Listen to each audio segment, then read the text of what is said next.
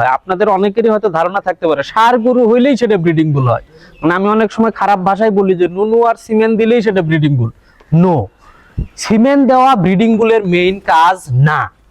Main কাজ হচ্ছে আমরা প্রথমে বিবেচনা করি হলো দেখেন যাকে আমরা ব্রিডিং বুল বানাইতে চাই তার প্রাথমিক তথ্য আমরা সংগ্রহ করি, যে এর বাবাকে, এর মাকে, দাদিকে, নানিকে, যে বৈশিষ্ট্য আমরা উন্নত করার জন্য তাকে বুল বানাতে চাই সেই বৈশিষ্ট্যগুলো এর মধ্যে ভালো আছে কিনা।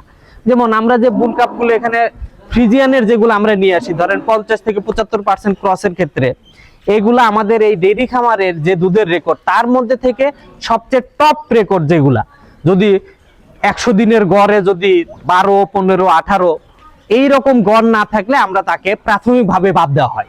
তার মানে আমরা যখন 6-7 মাস বয়স থাকে তখন তাকে প্রাথমিকভাবে প্রাথমিকভাবে নির্বাচন করে ফেলি।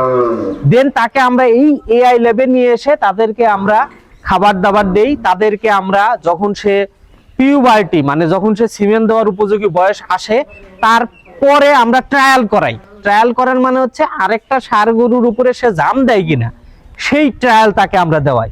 মিনিমাম একটা গরুকে 8 বার, 10 বার, 15 বার, 20 বার ট্রায়াল দেওয়ার পরে তার কাছ থেকে যদি সে সিমেন্ট দেয় সেই সিমেন্টটা আমরা আবার ল্যাবে টেস্ট করি।